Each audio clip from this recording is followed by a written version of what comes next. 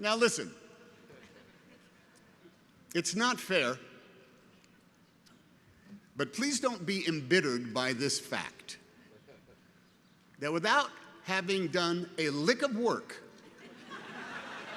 without having spent any time in class, without once walking into that library, in order to have anything to do with the graduating class of Harvard, its faculty, or its distinguished alumni, I make a damn good living playing someone who did.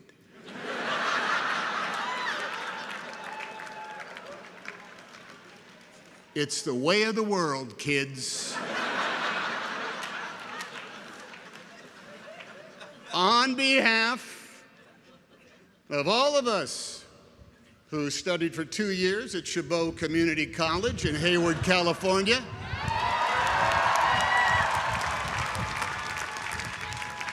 2 semesters at California State University, Sacramento, and for 45 years at the School of Hard Knocks, earning a Bachelor of Arts degree in one damn thing after another. Thank you. Thank you. I don't know much about Latin. I have no real passion for enzymes. And public global policy is something I scan in the newspaper just before I do the Wordle. And yet here I am, closing for Josiah, Palace, and Vic. Thank you, guys.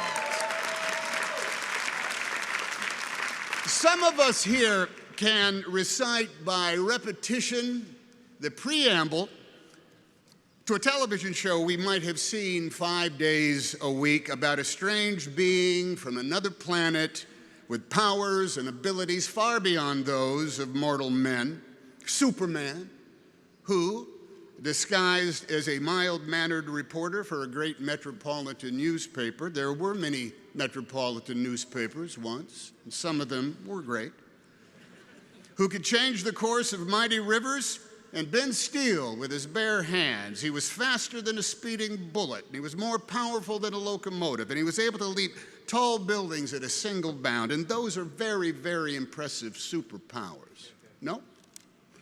Well, what was most impressive about his powers was how he chose to wield them. Yeah, cats were saved from trees, and evildoers were banished to the phantom zone, and the innocent were rescued with reliable and assuring regularity. But in those half hours, which have since grown to many full-length films and multiverses, and God, you kids see them all, was the ongoing struggle for not just the protection and safety of the world, but too, the exposing of crooks and their lies to the light of day. Superman, you see, and his proxies of Wonder Woman and Captain America and Black Panther and the Black Widow and the Fantastic Four. My God, there's a million of them.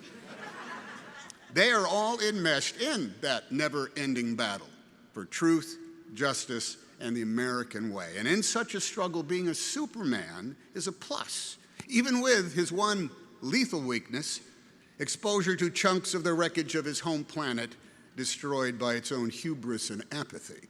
But hey, there ain't no Superman, nor anyone else in his Justice League. There's just us on this planet. Now, on occasions such as this, beware of certain orators who resort to using sage quotations from historical figures, or the words of legends of literature and arts, or the name-dropping of famous friends as a claim to some kind of wisdom or super ability. Some people standing at this podium shouldn't be considered much more than lucky sots who are in the right place at the right time with the right goods and the right attitude. Or, as a man named Marlon Brando once said to me, Vic, would you pick up that name I just dropped? Marlon Brando, would you hold on to it till we're done? Thank you. Give it back to me at the end. I'm going to need it back.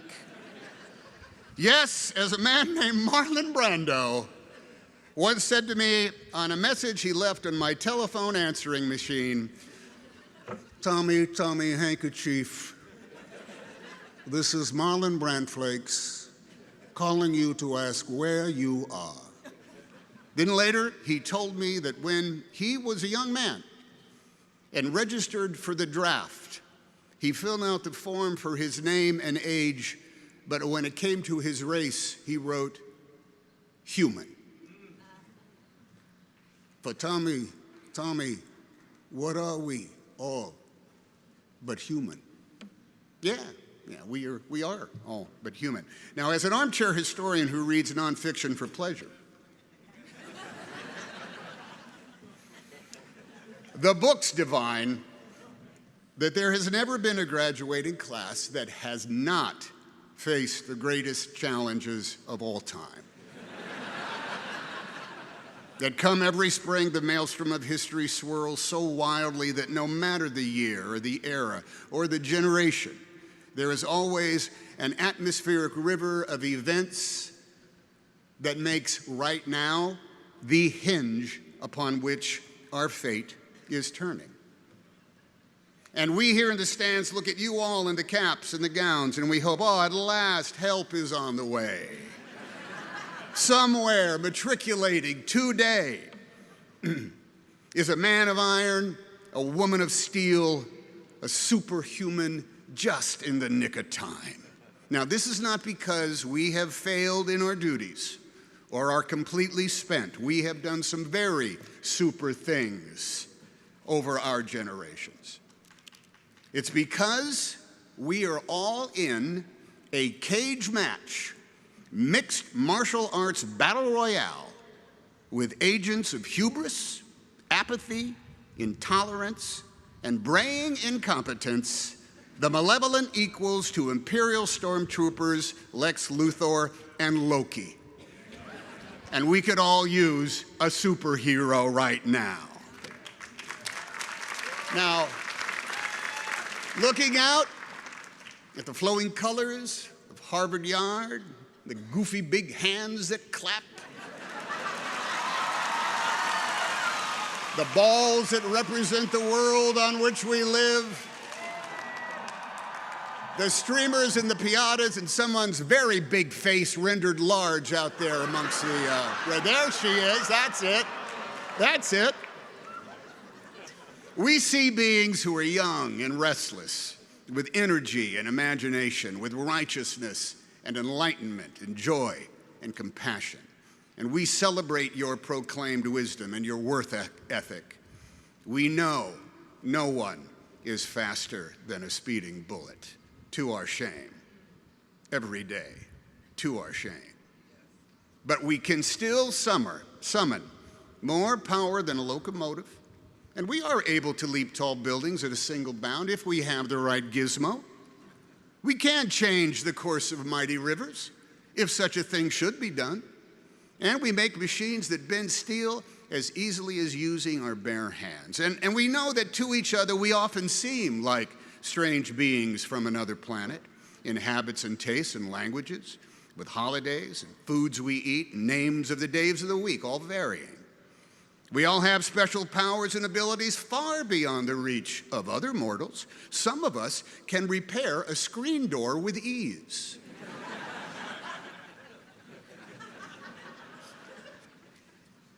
Some of us can take care of a 5-year-old kid and a toddler for 24 hours a day and never stop loving them.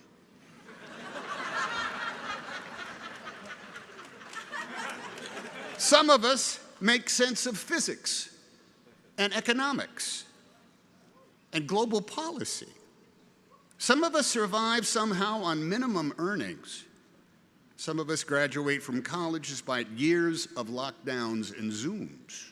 Now, these achievements are all stellar, even though, yes, we are all but human. Still, we'd like to look up in the sky and see not a bird, not a plane, but, well, someone who is young and strong and super, who will fight the never-ending battle for truth, for justice, and for the American way. Someone who will take on that work. Now, all right.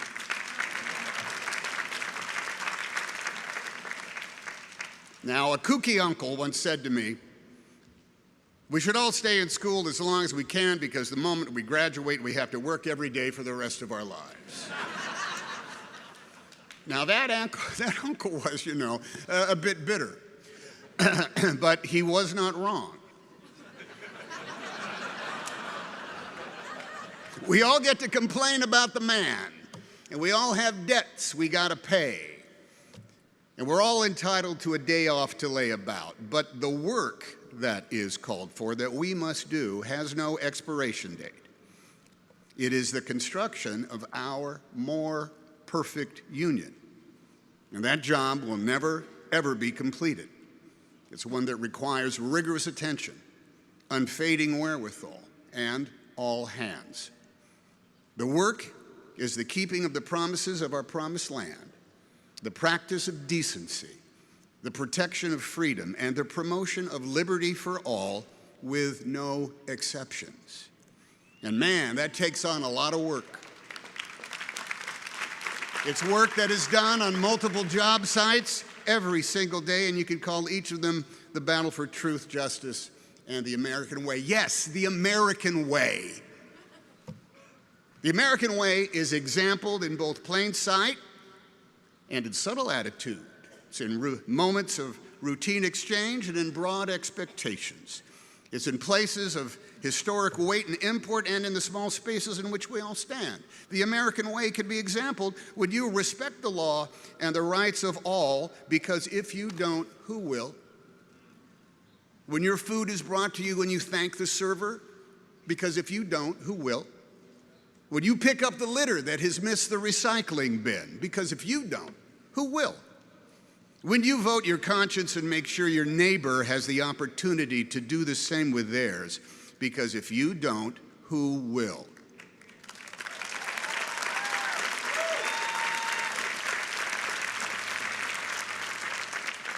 When you make good on your victories and learn from your losses, because both are the results of proud and noble efforts.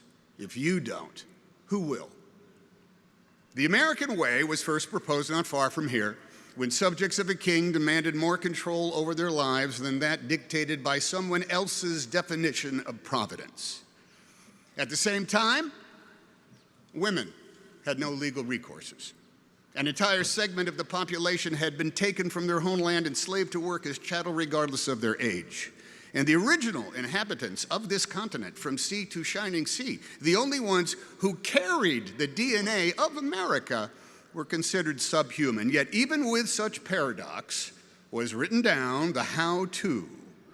How to establish justice, ensure domestic tranquility, provide for the common defense, promote the general welfare, and secure those blessings of liberty for ourselves and our posterity, no matter as time and conflict and the institutions of our democracy would determine our gender, our race, our creed, our color, our chosen deities, or who we love.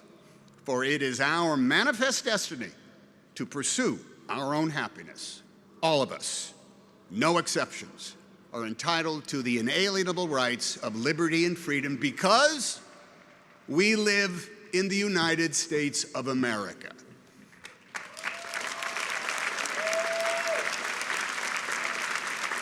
The vocabulary of the American way, of the law and the rights we share, is some part philosophical musing, some part answering a question with a question, some part trying to bowl us all over with your knowledge of Latin.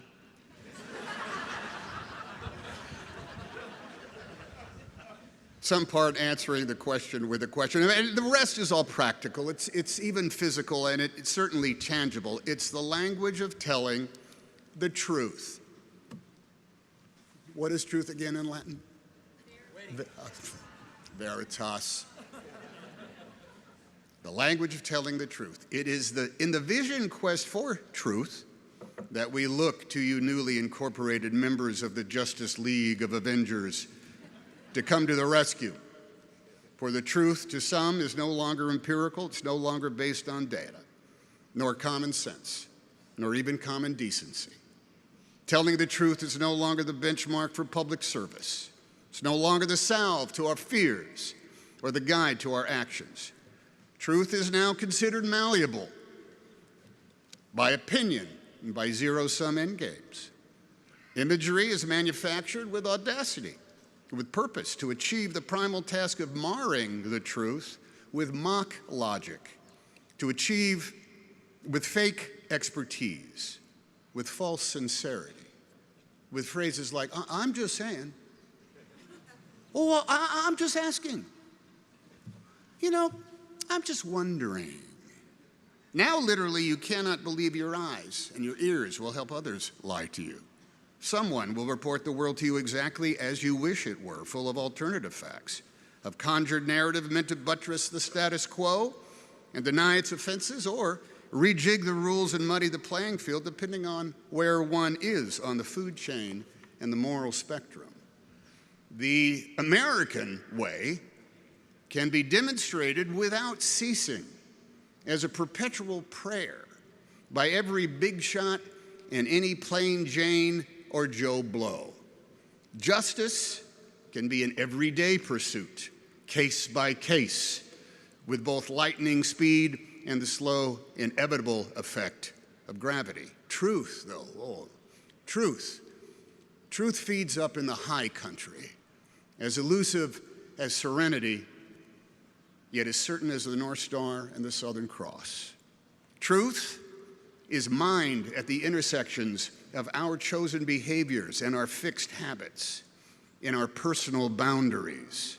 Truth has synonyms such as honesty, honor, transparency, and yet the common practice of so many is to play fast and loose with those very words, to create enemies, to claim victimhood, to raise the mediocre into merit, and to make cloudy a vista that is actually crystal clear.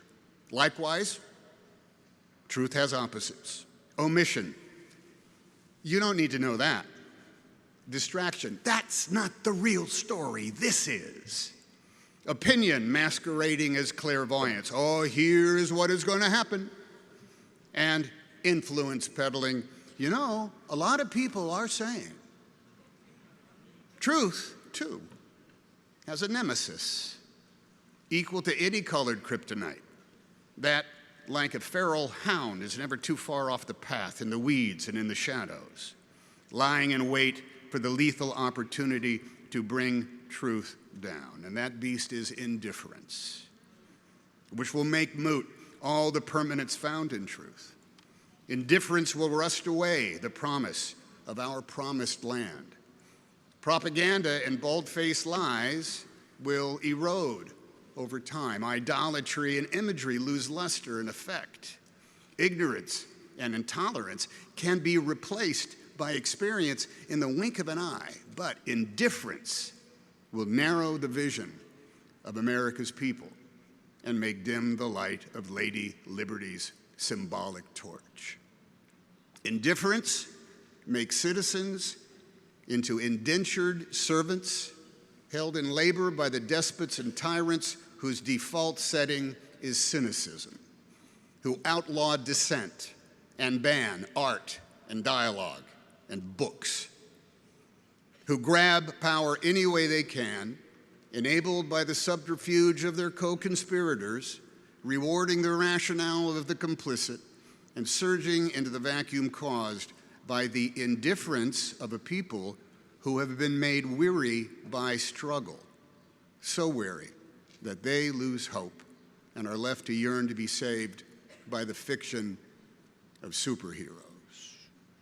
Every day, every year, and for every graduating class, there is a choice to be made. It's the same option for all grown-ups who have to decide to be one of three types of Americans: those who embrace liberty and freedom for all, those who won't, or those who are indifferent.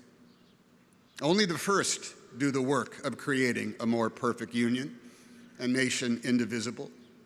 The others get in the way. In the never-ending battle you have all officially joined as of today, the difference is in how truly you believe and in how vociferously you promote and how tightly you hold to the truth that is self-evident, that of course we are all created equally, yet differently. And of course, we are all in this together. If we do the work, justice and the American way are within our grasp, no matter our gender, our faith, our station, our heritage or genetic makeup, the shade and hue of our flesh, or the continental birthplace of our ancestors. Why is that truth so hard for some to accept, much less respect? If you live in the United States of America, the responsibility is yours, ours. The effort is optional. But the truth is sacred, unalterable, chiseled into the stone of the foundation of our republic. All of us are able. None of us are super. We are the Americans. Liberty and justice is for us all. Because yes, we have specific names, and we have lived every year of our ages. But when it comes to race, we are all uniquely, magnificently, simply human. Or so said Marlon Brando to Tommy Tommy Handkerchief. May goodness and mercy follow you all the days of your lives. Godspeed. Congratulations.